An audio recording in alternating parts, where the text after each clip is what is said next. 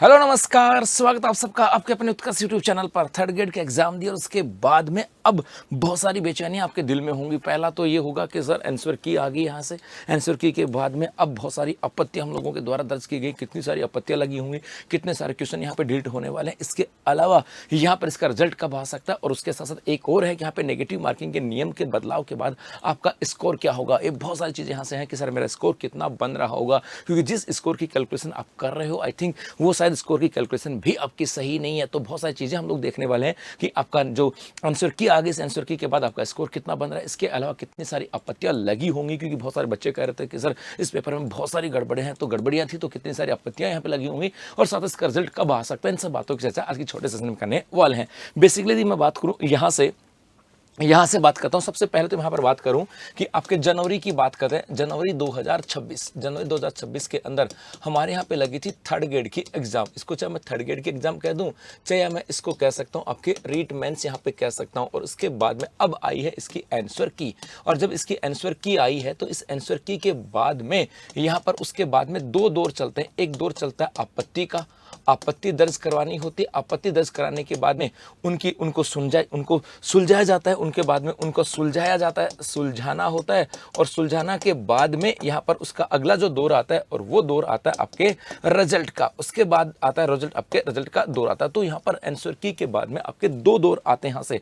तो यहाँ पर आंसर की जारी कर देगी और इस आंसर की के बाद में यहाँ पे आपत्तियों की बात करें तो हाल ही के अंदर आलोक राज जी का मैं एक ट्वीट पढ़ा था, आलोक राज जी का एक स्टेटमेंट पढ़ा था। कहा था कि लगभग 8,000 से लेकर के 9,000 के आसपास हमारे यहाँ पर आपत्तियां दर्ज की गई हैं। जी हाँ, तो यहाँ पे लगभग 8 से 9,000 के आसपास आपत्तियां दर्ज की गई हैं इस आंसर की के अगेंस्ट की भैया इस आंसर की में बहुत सारी गलतियां हैं। और अब उसके बाद में पहले इस आपत्तियों की बात करें, इनको सुलझाना होगा। और कि उसके बाद में यहाँ पर आलोक राज जी ने कहा था कि हमने सोचा था कि हम अप्रैल के महीने की बात करें, अप्रैल जो है अप्रैल मंथ के एंड में, अप्रैल मंथ के एंड के अंदर इसका रिजल्ट लेकर के आ जाएं, लेकिन इसके अंदर डिले हो सकता है। इसका मतलब है यदि आप लोगों ने आपत्ति दर्ज करवा दी और उसके बाद आप इंतजार कर रहे होंगे सर इनको कब सुलझाया जाएगा, तो हो सकता है आपके इस अप्रैल के एंड तक इसका सुलझाना हो सकता है या मई के अंदर सुलझाया जा सकता है। और उसके बाद में मई में इसका वापस से कोई रिवाइज आंसर की आ सकती है और उसके बाद मई में ऐसी उम्मीद है कि सर आपका रिजल्ट भी आ सकता है, मतलब रिवाइज आंसर की के बाद में यहाँ पर आ सकता है। गुरुजी ये तो रही बात यहाँ से, लेकिन सर अभी जो आंसर की आई है इस आंसर की के अनुसार एक यहाँ से आता है कि सर हमारा स्कोर कितना बना होगा। ऐसा क्यों कह रहा हूं, क्योंकि हाल ही के अंदर जो अपनी कर्मचारी चयन बोर्ड है, कर्मचारी चयन बोर्ड जो है इसके द्वारा यहाँ पर जो आपका जो कहें कि कर्मचारी चयन बोर्ड के द्वारा जो मार्किंग का जो नियम है उसके अंदर बदलाव किया गया। आपके यहाँ पर क्या किया गया है, जो मार्किंग के जो नियम है हमारे, उस नियम के अंदर बदलाव किया है। जी हाँ, और वो क्या बदलाव था, उसी के आधार पर आपका क्या स्कोर होगा उसी की बात करने वाले हैं। बेसिकली यहाँ पे देखो, यहाँ पर मैंने एक एग्जांपल से बताया कि थर्ड ग्रेड के एग्जाम की बात करें, इस थर्ड ग्रेड के एग्जाम के अंदर आपके 150 क्वेश्चन थे। थर्ड ग्रेड के एग्जाम में 150 क्वेश्चन थे और हर पर्सन के 2 अंक थे। इसका मतलब टोटल कितने अंकों का पेपर था, 300 का। इसका मतलब ये कह सकता हूँ एक क्वेश्चन बराबर 2 अंक। तो यहाँ से याद रखना, इसको मैं ये भी कहूँ कि एक क्वेश्चन की वैल्यू क्या है, एक क्वेश्चन की वैल्यू है आपके 2 अंक। एक क्वेश्चन की वैल्यू क्या है, आपके 2 अंक है। मतलब 150 क्वेश्चन थे, 300 नंबर का था। इसका मतलब है हर एक क्वेश्चन की वैल्यू की बात करें तो हर एक क्वेश्चन की वैल्यू कितनी है, 2 अंकों की वैल्यू है। अब यहां से आता है कि 2% हट गए।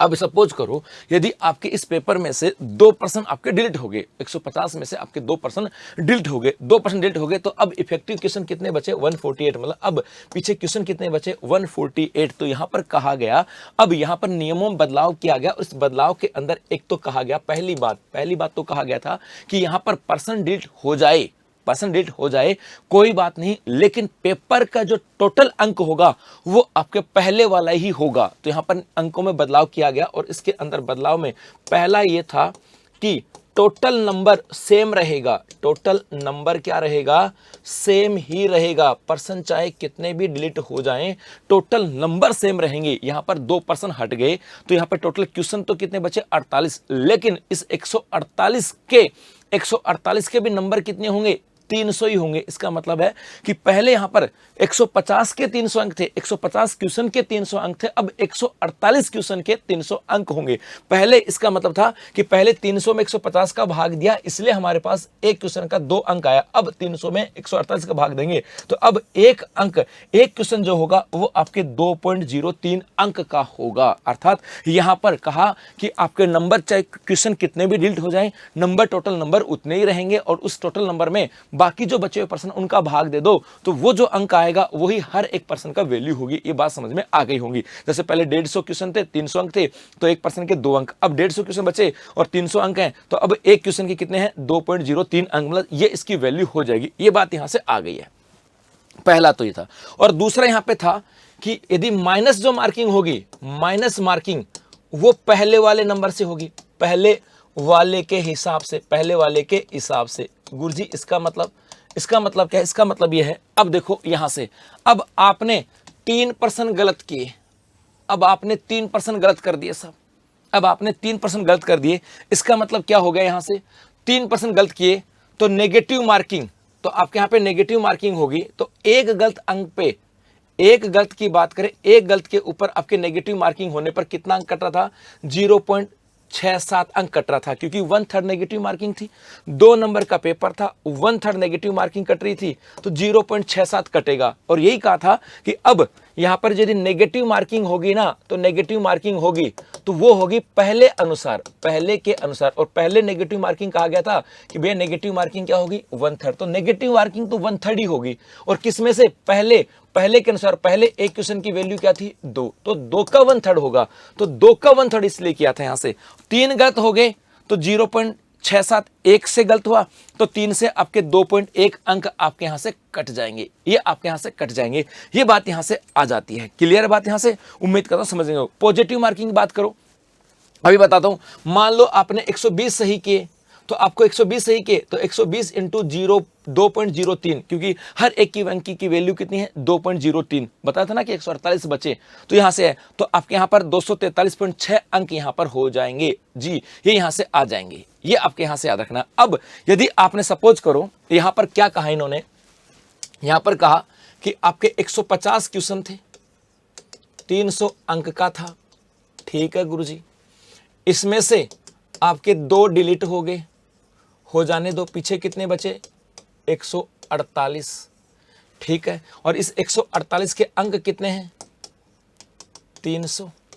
इसका मतलब यहां पर एक क्वेश्चन बराबर अंक कितना है, 2.03 अंक, और यहां पे कितना था, 2.00 अंक। ये तो बात समझ में आ गई होगी। अब कहा इस 148 में से आपने क्या कर दिए, आपने 3 गलत कर दिए, आपने क्या कर दिए, 3 गलत किए साहब, आपने 3 गलत किए। तो 3 गलत करते ही आपके माइनस मार्किंग हो जाएगी, कितनी, आपके माइनस मार्किंग हो जाएगी 2.01 अंक। ये आपके कम हो जाएंगे जितने आए हैं उसमें से, ठीक है गुरुजी। गुरुजी 0.3 कहां से आए, तो आपने 3 गलत किए और 1/3 के हिसाब से गलत होंगे। तो एक क्वेश्चन 2 अंक का था पहले, 1/3 0.67 होते हैं, तो 3 से गुना किया तो आगे, ठीक है साहब। अब आपने क्या, इस 148 में से आपने क्या किए, 120 सही कर दिए। आपके 120 तो हैं सही, 3 है गलत और बाकी आप छोड़ के आ गए। 120 सही थे आपके जी, समझना बात को। आपने 148 थे, 148 में आपने कहा सर मेरे 120 सही हैं, 3 गलत हैं और बाकी मैं क्या करके आ गया था, ई भर के आ गया था, उसकी कैलकुलेशन नहीं है तो उसको तो भूल जाओ। आपके सही कितने, 120, तो 120 सही हैं, तो आपके 120 सही होने पर आपके अंक कितने बने, तो मैं यहां पर गुना कर दूं 0.3 से, 2.03 से, तो आपके आए 243.6 अंक। आप सोच रहे होंगे कि सर इतना स्कोर है। अब ये तो अंक थे, लेकिन गलत के तो माइनस भी होगा, तो इसमें से अब माइनस कर दूं 2.01, ये माइनस कर दूं तो कितना बच गया, 241.59। बात समझ में आ गई होगी। तो अब जब आपकी रीच की बात करें, इसकी आंसर की आ गई है, उसके बाद में अब आप लोगों ने जो कैलकुलेशन की होगी ना, वो कैलकुलेशन इसी के अकॉर्डिंग याद रखना कि आपने कितने परसेंट थे, उसमें कितने डिलीट हुए, उसके अकॉर्डिंग कितने बचे, उसके अंक की वैल्यू होगी। आपने कितने सही किए थे उसके अकॉर्डिंग गुना कर लेना, और माइनस कितने किए वो जो पहले वाला 1/3 था उसके अकॉर्डिंग माइनस करके देखना आपका स्कोर क्या हो रहा है। और हाँ, अब जल्द ही आपके हो सकता है इस अप्रैल के एंड तक या मई के अंदर आपके इन जो 8 से 9 हज़ार के आसपास आपत्तियां उनको सुलझाया जाए, और उसके बाद में उम्मीद की जा रही है कि शायद मई के अंदर आपका यहाँ पे रिवाइज आंसर की और रिजल्ट भी आ सकता है। तो मेरी ओर से आपको बहुत सारी अग्रिम शुभकामनाएं। धन्यवाद।